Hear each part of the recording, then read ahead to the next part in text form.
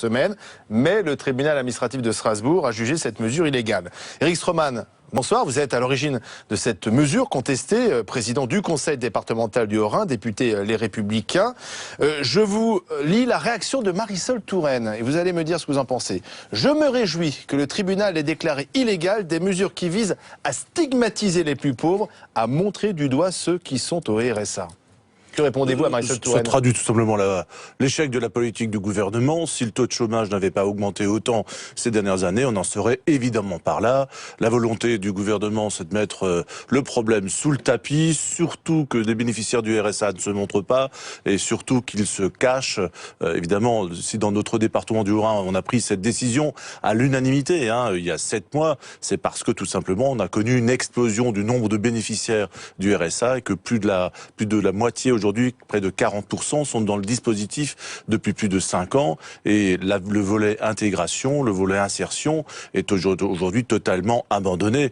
Et combien donc, ça vous coûte en tant que président de département? Ça coûte aujourd'hui 108 millions d'euros pour le Haut-Rhin. Pour le Haut-Rhin. 50 millions sont pris en charge par l'État. C'est le montant qui a été transféré en 2004. Et plus de 50 millions aujourd'hui qui sont à la charge du contribuable départemental haut-rhinois au titre de la solidarité nationale. C'est quand même un paradoxe. On confie une compétence à des collectivités locales, avec des élus. On est 34 autour de la table. Et ces élus n'ont strictement aucune marge de manœuvre pour décider des conditions d'attribution. C'est ce qu'a rappelé le tribunal. Il faudrait changer la loi. Alors, la loi peut évoluer, mais il y a aussi un aspect constitutionnel. Et il est dommage que le tribunal n'ait pas accepté qu'on saisisse le Conseil constitutionnel. C'est pour cette raison qu'on va faire appel.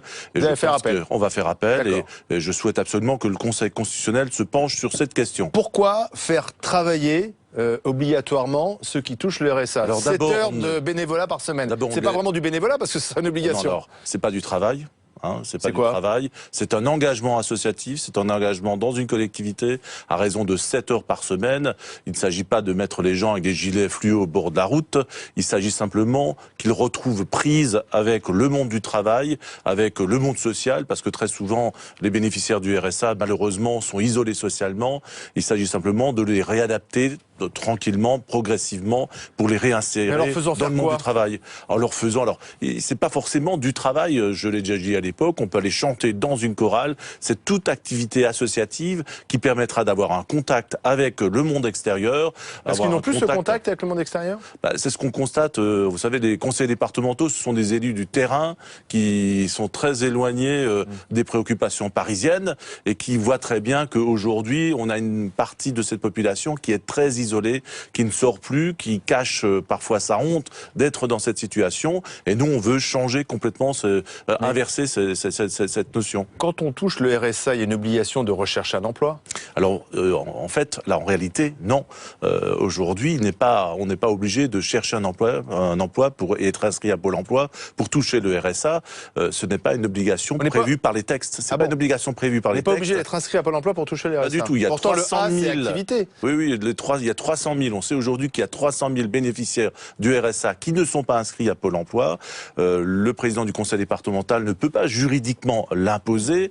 Donc en fait, ce sont des personnes qui peuvent toucher le RSA à vie et qui sont finalement exclues de la société à vie? Évidemment, c'est bien la difficulté. Et je pense que personne aujourd'hui a vocation à toucher cette allocation de manière indéfinie. Alors sachez simplement qu'à partir du 1er janvier, nous, on met en place le dispositif. On le prépare depuis 7 mois. Simplement, on passera par la voie contractuelle, c'est-à-dire que on va signer un contrat d'engagement réciproque avec les bénéficiaires du RSA et on va discuter avec eux quelles sont les modalités pour exercer cette activité bénévole. Donc vous faites appel et vous attendez le résultat de l'appel, mais en attendant, en fait, vous passez par la voie contractuelle. Par la voie contractuelle, c'est-à-dire au lieu d'obliger à effectuer des heures de bénévolat, vous allez demander aux bénéficiaires d'être volontaires à faire ces heures de bénévolat. On va les convaincre et s'ils refusent, on va analyser aussi leur situation. Qu'est-ce qui peut motiver un refus? Il y a des motifs parfaitement légitimes. On peut imaginer une mère de famille qui a plusieurs enfants, qui n'a pas la possibilité d'exercer une activité.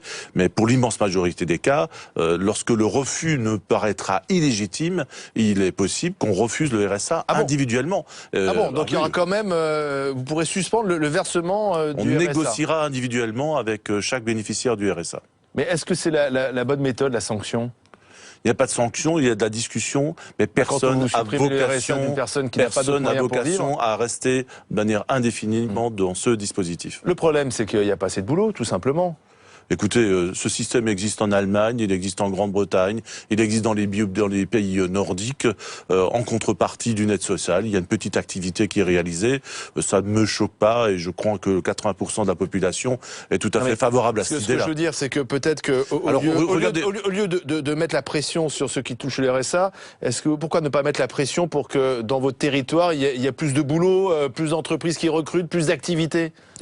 On mène une politique économique depuis quelques années, en tout cas depuis 4 ans, qui malheureusement a conduit le pays dans une situation. C'est la faute du gouvernement s'il y a de plus en plus de bénéficiaires du RSA. Je crois que le président de la République avait promis une baisse du chômage, il a explosé depuis, et qu'il faut que chacun assume ses responsabilités.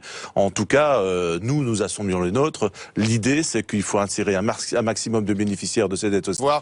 Voir une contrepartie au RSA. J'ai vu que la plupart des candidats aux primaires de la droite proposent cette solution et je suis convaincu que si aujourd'hui il y a une discussion sur la légalité, ça va entrer dans le droit à partir de 2017. Merci Eric Stroman. Je rappelle que vous êtes le président du conseil départemental du Haut-Rhin. La situation en Syrie est